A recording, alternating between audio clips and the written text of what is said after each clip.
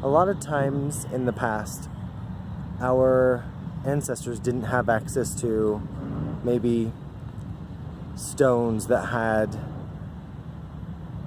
images on them that represent the runes or systems of divination, so they looked to nature.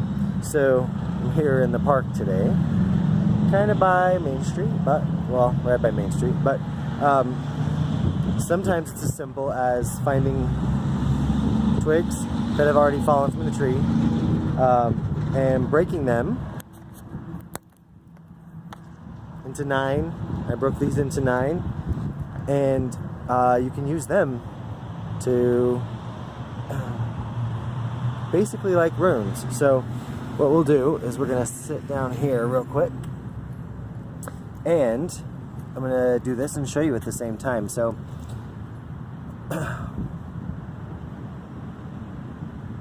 accessing this information through nature or more natural means, even though my runes are made of wood, it's different. So you can do it just by casting them down, letting them fall,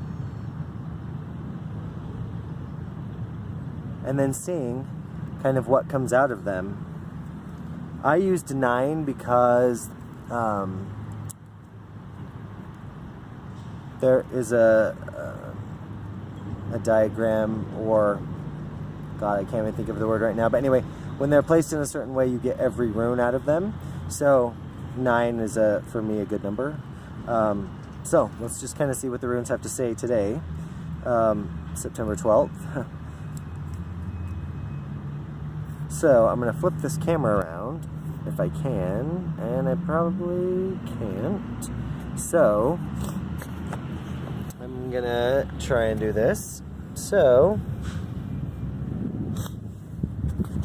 we've got probably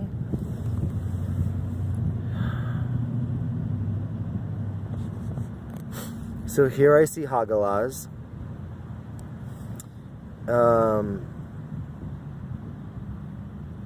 I see Kenaz right here.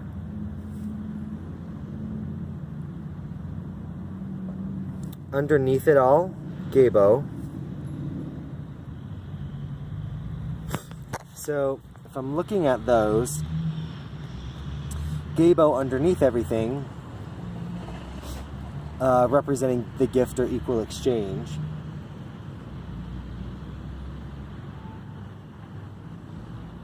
Kenaz and Hagalaz kind of connected by the end of, well, actually by using one of the sticks.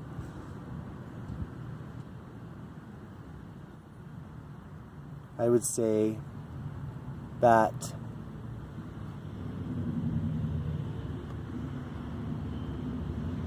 there's a lot of inner knowing for us to access. There's a lot of information within us that is only accessed when we can understand that part of the process is a process of death, a process of decomposition, a process of dying. And that's something that we don't necessarily always look at, that we don't always embrace. But as we're going to be moving into fall and winter, for us that means that everything's going to be dying back, going into the ground, and resting. And that period of rest is necessary for our cycle to continue.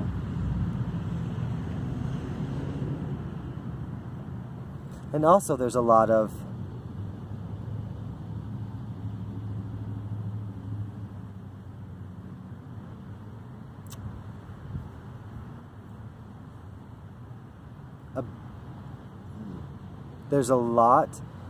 information that, like our bodies, when we die, we're buried in the ground.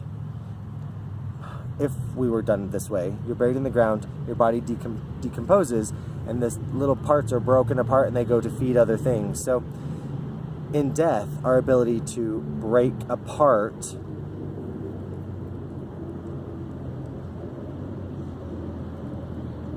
let's just say a relationship. We take the relationship dies, and we're dragging it along, or we can bury it, allow it to break apart, take the energy from that, and either put it to a good use or within ourselves, or put it to use within something else to help that grow. And so there's a lot of information to be had that way. So yeah, sometimes you can just pick up 9 sticks, let them fall to the earth, find the runes and interpret them that way without having your runes with you. So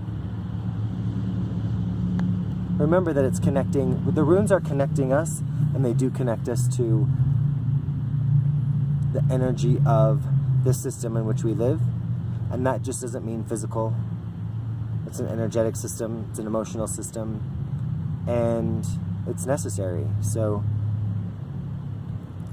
yeah, have a good one.